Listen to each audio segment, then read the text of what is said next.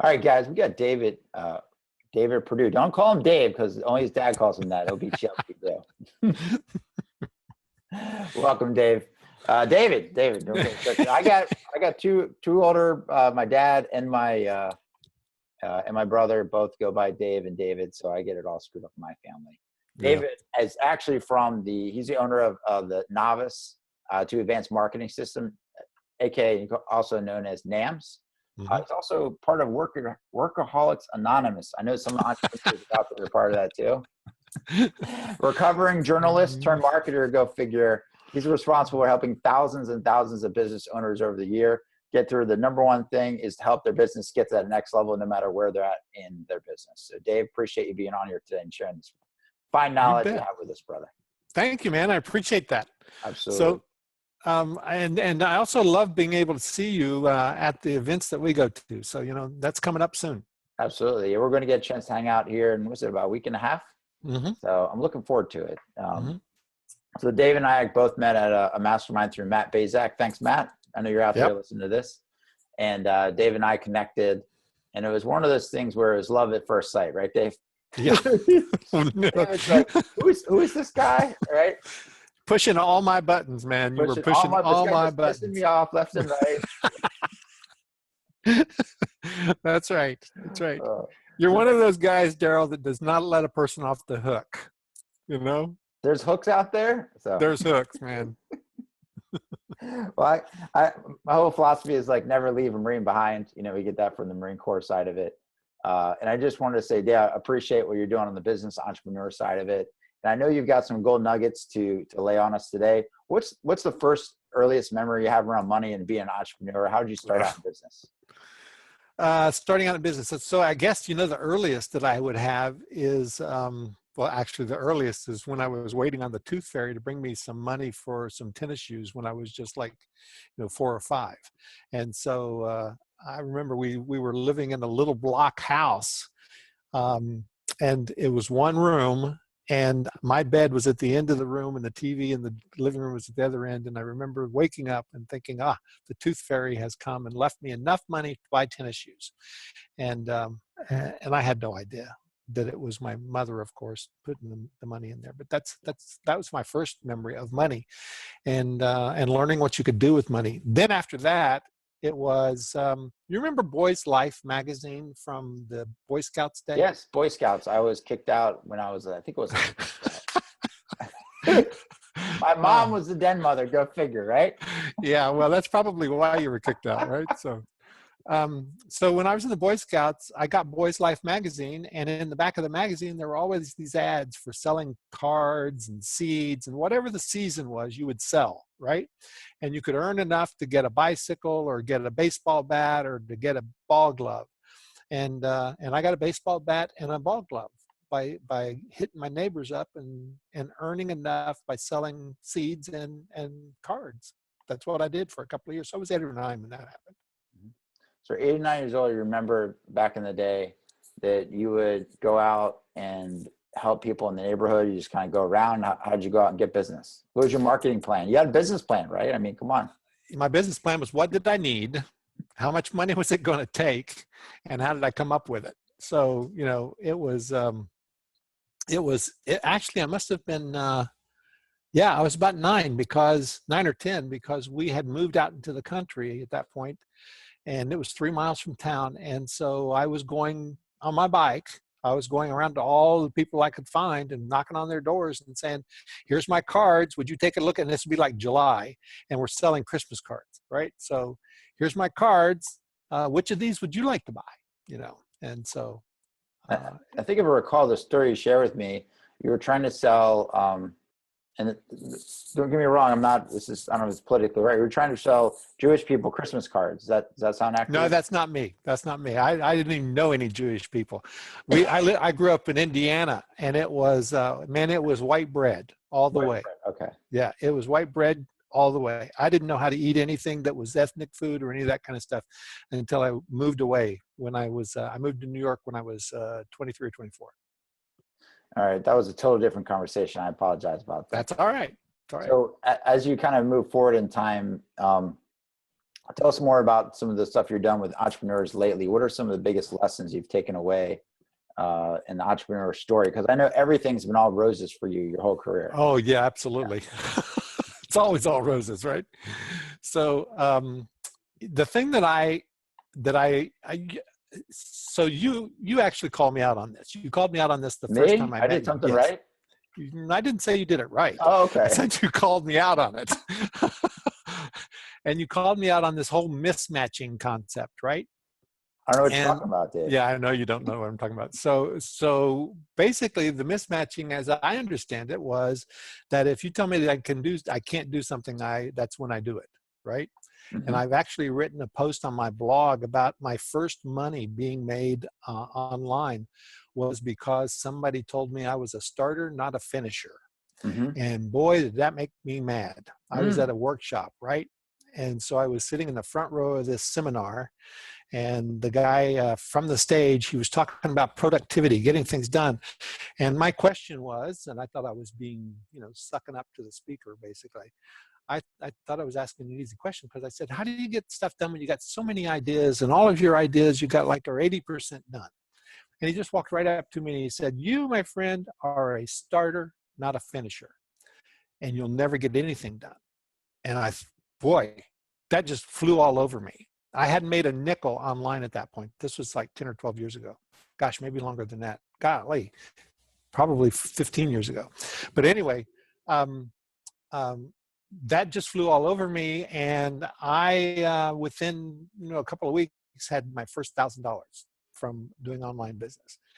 And so I'm one of those guys that if you push hard, I'm going to respond.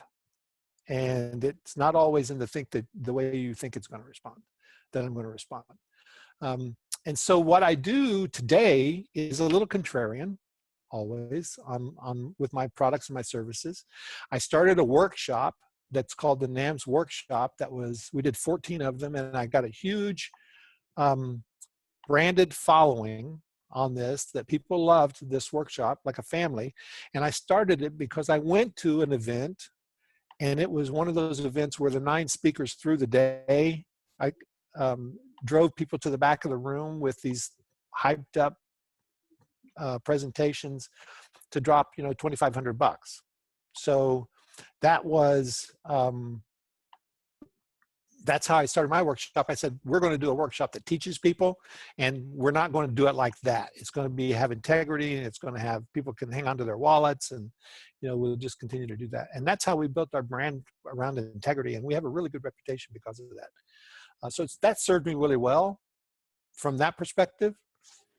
We didn't do a great job of selling, though, because I was against selling. And you got to sell to be in business, right? So it was a Yes. lesson I had to learn.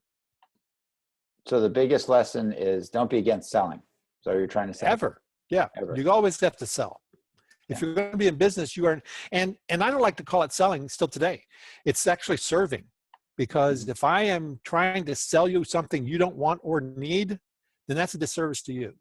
But if I'm selling you something today that you need to improve your business or your life, and you've probably been looking for it, you may not know that you have this problem yet, but you know that you've got a problem, there's a stuck issue there somewhere, then I want to make sure that you see that and understand that this is going to help you, whatever it is.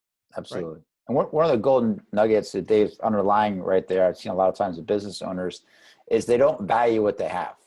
They're That's it. disvaluing the services they could actually provide, and realize that if you don't go out and provide that service for your customers or the people that you come in contact with, there's somebody out there that will, and they might not do it as good a job as you could actually do it for them, because they might be in it for the wrong reasons. Maybe they're just in it to make a buck off somebody, right? Versus if your passion and drive is to do that one thing, latch onto that one thing and become the best person at whatever that one thing is, and go out and do it and share that stuff with the world. Because by enabling yourself to step into that, that's where you step into your own greatness. Do you agree with that, Dave? I absolutely agree with that. And what that means is you have confidence in what you're doing, right? So you have to be able to do that. And if you don't have the confidence in what you're doing, nobody's going to care about what you're doing, right? Yeah, so true. I've seen that with a lot of business owners, and they all of a sudden they're worried about what they're going to say or somebody like. Just be yourself. Go out there, I can be a big level teddy bear at times, but I could also be a ferocious bear. I got big fangs, right? Yeah. So you gotta just go out and be yourself, and allow your customers will become attracted to you as that attractive person that you are, because you're going to speak to a certain frequency that is going to, vibrate with that person, and you'll be able to speak on the same language or connect with them. Maybe it's your background, maybe it's your age group, maybe it's the demographic you're speaking to.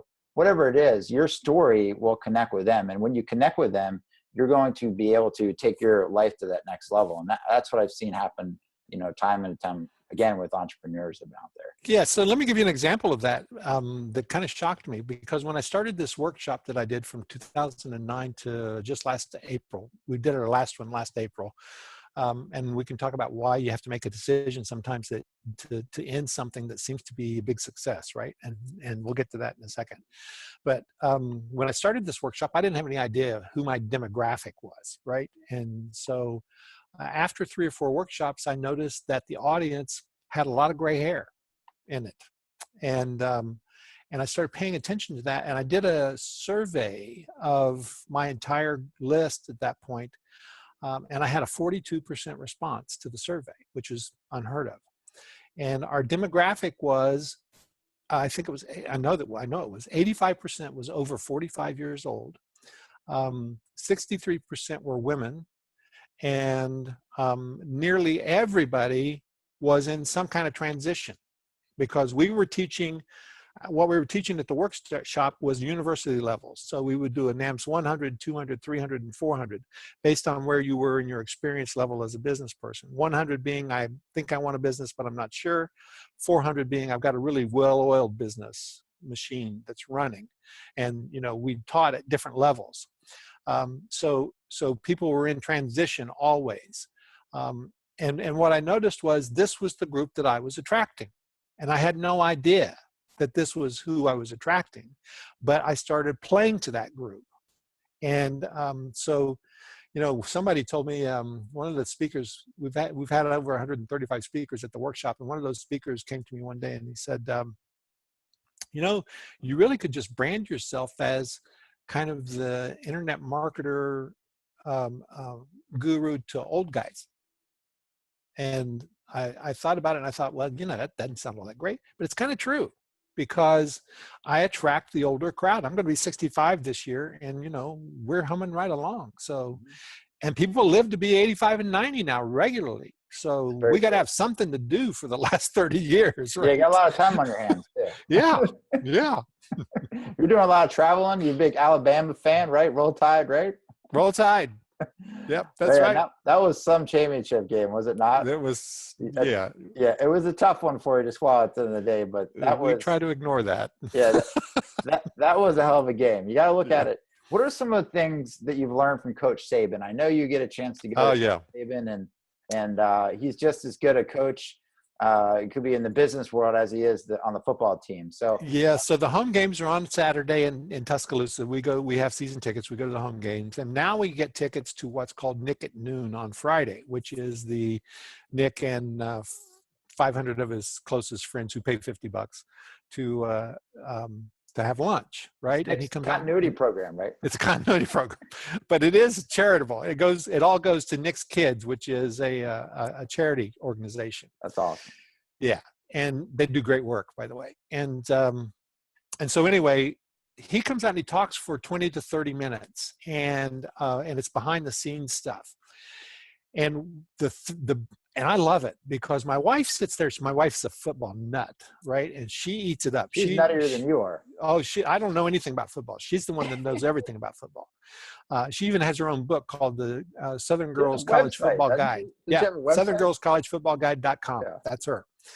So, but anyway, she eats up all of the offense and defense and the plays and all that kind of stuff. And one time she stood up in one of these meetings and asked Coach Saban, I understand the mic, and I understand the jack linebackers, but I don't understand exactly the Sam. Tell me about the Sam. And so Coach Saban loved it. that she asked about defensive schemes. And he went off for like 15 minutes on different defensive schemes, right? So there was that. They had that connection. But what he usually does is he talks motivation, and he talks about the process of being a winner, basically. And the process of being a winner is not as complicated as we make it out to be. The process of being a winner is to do your job one play at a time, and that's the only play that counts. He doesn't allow the players to actually look at the scoreboard during the game. They can, and I don't know how you keep them from looking at the scoreboard, but their goal is to pay attention to that play. Did you do your job and do it the best you can at that moment? And that's paid off really well. I mean, they've been in a championship hunt 7 out of the last 10 years. So paying off pretty well for them, pretty big dividends. Yeah. And in recruiting, it helps in recruiting, it helps in everything, because they have established a record results, right? And so everybody wants to play for them. And if you look at it, I think they're the number 2. Alabama is now number 2. By the way, I went to Indiana University, so I'm an Alabama fan by osmosis through my wife. You don't have a choice. Yeah, I'm a basketball fan of Indiana. But anyway, I think they're number 2 now, behind Ohio State with most players in the NFL. Wow. So, when you think about that, if I'm going to go to play for somebody who's going to get me the results I want, what are their results, right? Absolutely. So that's a big lesson, is look at the results people are getting. What are those results? What are the other mindset things you share with me about Nick Saban that he does is how he has a turnover belt. And if you think about using that turnover belt, how he does it on the field for his defense, but if you look to apply that same belt out in the business world, I mean, think about how many possibilities you could turn that into. So tell us about the turnover belt. Sure. The turnover belt's amazing. And it just started 2 years ago, maybe 3. But they wanted to encourage players to go get the ball, take it away from the other team, and be aggressive with it. So they came up with a turnover belt that looks like a WWE championship belt, right? It's got the big bronze plate in the middle and all of that. It's kind of cheesy looking. So it tells you that, one, it's not a money remuneration kind of thing. It's not a value kind of thing. It's the pure respect that they get, right? When you go out and you win the turnover belt because you got the last turnover. In other words, you stripped the ball, or you forced a fumble, or you intercepted a pass, you get the turnover belt. And they hand it to you first thing when you get off the field, and you carry it whenever you're on the sideline until the next turnover. And so that has become a real pride moment. And Saban tells a story about how when he was with the Houston Oilers as a coach, that they had a $50 reward for players who did something special. It could have been turnover, it could have been whatever. But maybe the best play of the game or whatever. And they got a $50 cash reward. These are pro guys making millions. And they scrambled for that $50 because it was recognition by peers.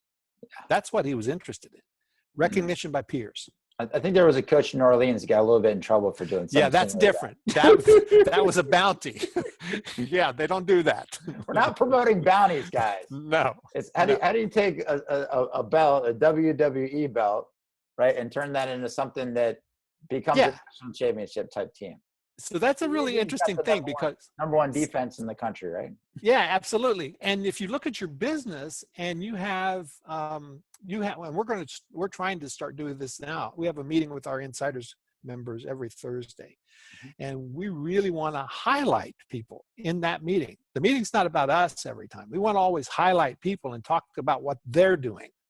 And so, if we can get people to tell us what their results are and what their big win is, we're gonna celebrate that all over the place, because it motivates everybody else, and it is peer recognition. So we want to do more and more of that.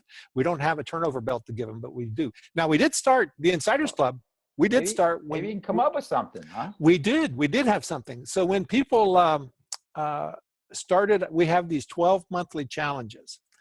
And if somebody did all 12 monthly challenges consecutively, they got a mug for every month that they did. And if they did all 12, they got a special reward. So people would get a mug if they completed the challenge, and we'd mail it to them. We'd send it to them, mail it to them. And it was, people now have pictures on the web of them with all of their mugs behind them that highlight what that special thing was. Cost me $10 to give somebody that, right? Yeah. And so that's kind of a turnover belt. Again, it's not about it's not about, how nice of a mug it was or it's from the nicest place. It's all about the recognition, guys. So That's it. One of the things I was taking away, it was from we were just talking about this yesterday, and it was along the lines of how people are doing things in business, not because they're looking for a certain, like a financial world a lot of times, but it's just those attaboys. Yeah. It's the recognition. It's the words of affirmation. I mean, there's a great book called The 5 Love Languages, and you can easily apply that into your business if you're speaking the person's love language and you actually know what that is. So a guy named Gary Smalley wrote it. Amazing book, and just applying the psychology behind that into your business and the recognition that goes along with it. It's just huge. Yeah. So Dave, tell us about one of the, there's no failure in life. There's only feedback. If you're going to share with us, along the way, what was one of the biggest entrepreneur, unquote, learning lessons, setbacks, whatever you want to call it, that you've learned as, going out and starting your business?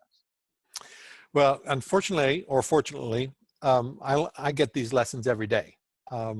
And I think we all do. It depends on how we look at them. And most of the time, I'd say 95% of the time, I look at things as a lesson. It's just feedback. That's all. Sometimes when it's like bang, bang, bang, bang, I get, I just throw the towel in. I'm done, whatever it is. And then it's always important to have somebody to be able to talk to about those kind of things. And we have mastermind groups. That's how I met you. I'll tell people this, I was there on Sunday morning. I woke up and I just was not in a good place on Sunday morning. And I posted in our mastermind group, I just need a word of encouragement today. That's all. And Daryl, thank you, reached out to me and said, "You want to talk?" And I said, "No." I just wanted to bitch about it. I don't want to talk about it. You just want the mismatch. That's right. And so he sent me back a note and said, "Oh yeah, that'd be too easy, or that would not be easy to actually talk about it." And I thought, it's sarcastic ass, So, so I sent him my phone number and we talked about it. And you told me something there. The first question you asked me, I did a little Facebook Live about this yesterday. I think it's absolutely profound. I told my wife about it afterwards, and she thinks it's profound too. And the question was, do you want to know how a watch works, or do you just want to know what time it is? And I thought, man, that's big, because that's exactly where I get stuck. And that's where I've gotten stuck a lot of times in my business is I came up with this saying long ago, and it was stop learning, start doing. And, we think we have to learn everything. I did. I thought I had to know everything about everything. And I don't need to know everything about everything. I just need to know people who know how to do stuff, right? And so the big lesson for me was stop trying to learn everything and start hiring people to do stuff for you that I'm not good at anyway. And, I see this all the time in my own students. I can't afford to do that. Well, you can't afford to not do that. That's the deal. I mean, you got to figure out what are you in business, or are you in the hobby? If you really want to be in business, you got to do what you got to do. And that's find people that are good at what they do and hire them to help you. Yeah. Are you in a hobby business, or is it an actual business where you That's right. Two different businesses completely. Right. What's one of the best books you would recommend for business owners out there that you've read that really changed your mindset around running a business? There's a couple. And the first one is Made to Stick, which I thought was brilliant. The big point that I got out of Made to Stick that has always stuck with me is the curse of knowledge. Do you remember that? I was just talking with Chris Hickman, part of our mastermind this morning, about this book. So keep going. Yeah. So the curse of knowledge is, if I know it, it can't be that valuable, right? And so you must already know it if I know it. So the way it shows up is I'll start teaching somebody a technique and they're completely lost. and I can't figure out why they're lost, and it's because they didn't have the foundation that I had already learned. So I have to go back to the foundation and help them come along and not assume that they know what I already know. Mm. That does two things. First, it devalues what I know. And I can't have a successful business if I devalue what I know. And the second thing is it puts a separation between me and the student, because I'm kind of dissing their knowledge. I'm kind of saying to them and I don't do it on purpose, but if I do that to somebody, most people are too embarrassed to tell you, I don't know what that means. Mm-hmm. So they're lost, right? Yep. And it came up in one of my first workshops where I was talking about somebody from the stage who had taught me something. Joe Vitale. I was talking about Joe Vitale. Mm-hmm. And about how much I had learned from Joe Vitale, and I just moved right on. And somebody raised their hand and said, "Who's Joe Vitale?" And I thought everybody knew Joe Vitale. This room did not know Joe Vitale. So that is the curse of knowledge, right? And so we have to be very careful, I think, about that. And the second one that I really loved, well, there's two. How much time we got here? You got the time, man. The second one I really loved was a book I read 10 years ago called Never Eat Alone. It's a great book. Yeah, Keith Ferrazzi, Never Eat Alone. And this is about relationship building. And he talks about, in that book, if I remember correctly, he talks in that book about scorekeeping. And if you are building relationships with people and you're keeping score at the same time with that person, that ain't a relationship. And it can't possibly be a relationship. So that's the point I got out of that one, was when you're in a relationship with somebody, take the scorecard off, because what you're doing is building something together. Absolutely. And then the third one is tipping point. And I love the concept of 10,000 hours to get good at anything, right? So when I looked at it, it took me about 10,000 hours to get to the point where I could be good at what I do in online marketing, 8 hours a day, 3.5 hours a year, or 3.5 years, 50 weeks a year is about 10,000 hours. Mm-hmm. So, and you're an entrepreneur, so I know you weren't working 40-hour work week doing that. No, I love the saying. Somebody pointed this out to me not long ago, that an entrepreneur means being able to choose which 70 hours a week you want to work. Which 70 hours, yeah. That's right. I like the meme that comes up where the guy's laughing. He's like, yeah, I remember my first part-time job too. Exactly. Oh, and by the way, that's a mindset, man, because I could not stand being pinned in a cube. No, I gives me shivers just thinking about it. Yeah. It's just one of those things where, I mean, people ask me all the time, well, how do you do it? I was like, how do I not do it? That's just the mindset side of things. And I find that, it's almost genetic. Yeah. A lot of people get afraid of, stepping out of their own or doing something, or it's like, oh my gosh, where's the money going to come from? And they just kind of freak out and they think about all the reasons why things won't work. And the one question I would challenge people to ask themselves is, you ask the question, how will this work? How will you actually do whatever it is? Mm. Just switching your mindset around how it will work instead of how it won't work changes everything, because where your energy goes and what you're focused on, you're just going to get more of. Yeah. So what are some of the things, after all the business owners that you've worked with that have been successful going through your program with NAMS, what are some of the commonalities you would say on those business owners? If you could pick out the top 3 commonalities between all these business owners, what would it be?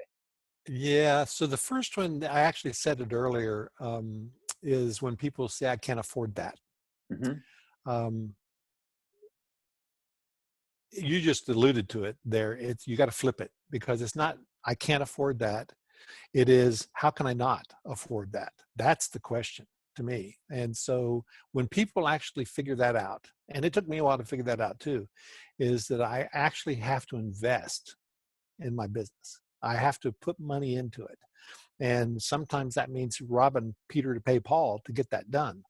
But, every entrepreneur goes through that. And if, for example, if you would have told me 3 years ago, when I had a $29 Aweber account and a $80 a year membership platform, that I would be spending $900 a month on my current membership platform with the reporting tool and the enhancement tools that we have and all of that stuff that go with it, so that we can serve people better in a segmented and automated way, I would have said, you're crazy. I can't afford that. But the truth is that to do what I wanted to do, which was a dream that I had mapped out, this automated business with segmentation, to do what I had mapped out required investing in a platform that could handle that. And so I tell people all the time, if you're not ready to invest in your business and in your life, and in your training to do business online or business offline, I don't care, you might as well hang it up now, because you will never afford that. So Absolutely. that's the first thing. You want to say something about that?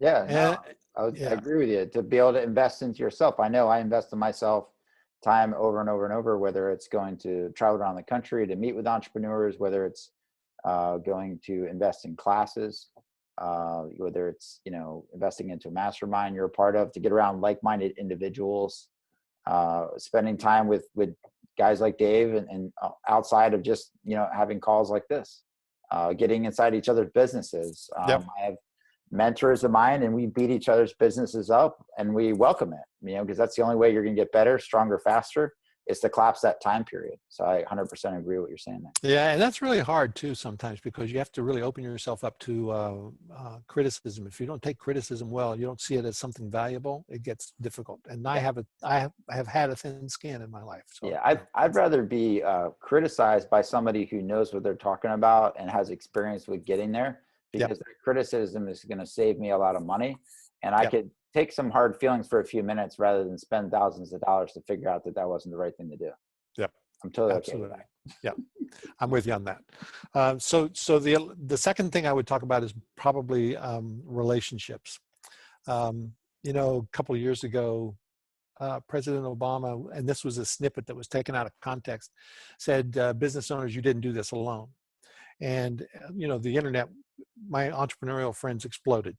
What do you mean I didn't do this alone? I am an entrepreneur. I built this. This is my idea and all that kind of stuff. And the point was, there's an infrastructure and there are relationships that are required to help you accomplish your dream. And I absolutely believe that my business only survived because I had relationships. And the way I built those relationships was through my workshops, my speaker network, my affiliates, my partners, my students, my friends, all of that. We were hacked in the middle of one of our workshops about 4 years ago, and was not able to take any credit card payment, all of that stuff at the workshop, except on the final day when one of our instructors, who was a security specialist, and about 6 people in the room got together and built an alternative website in about an hour so that we could actually take payment. Now, there was nothing on there, but we were able to take payment that way, and that survived. Then we had to close down the website for 6 weeks, did not take any money for 6 weeks, because we had to figure out where the hack was, and it was an extortion hack. So it was a really bad hack. And we had to figure out where the hack was, how it got in, what the problems were. And man, my team, my friends, my relationships, all those people came together and helped me through that period. We lost about 70 grand because of the hack during that period, but we were able to still promote other people who just threw in opportunities for us to promote to their list and make money through their systems. And so those relationships actually saved our business at that point. Wow. I'll never forget that, right? So relationships. Yep. And that happens all the time, by the way. And one of the things that I love about our Insiders Club is that people are building relationships, hiring one another, Mm-hmm. They're helping each other. They're interviewing one another, and learning how they can actually contribute to each other's business. And that's how the relationships get built. So. And tell us more, that number 3 thing I would say is surround yourself around like-minded entrepreneurs, like you're talking about with the Insiders Club. You've been kind of talking about. I really want to know more about that. So tell us about the Insiders Club. How's that work? Yeah, sure. So basically, we have three things that we do, and the Insiders Club is the third. And if I had to call it anything, the Insiders Club is our resource library. And it is a $47 a month. It's a $97 a month. What we discount to 40, you can find the discounts all the time anywhere for $47 a month. And it is basically a library. We have the 12 monthly challenges that I talked about in there. So every month we focus on one of those 12 main business essential topics, and we do 30 daily tasks for those. Those can get overwhelming for people, but they don't have to do them all. They can pick and choose what they want to do. We're always going to focus on one every month. And then we have about 30 different training courses. We have about 800 tutorials, technical tutorials. So basically it is the system where somebody comes in, they've got their membership, and they say, today, boy, I'm really stuck in the list building aspect of my business.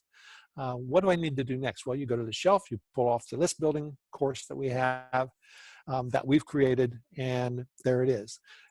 If you think I really need to look at how to create more free traffic to my site, you go to the traffic course, pull it off the shelf, you work on it.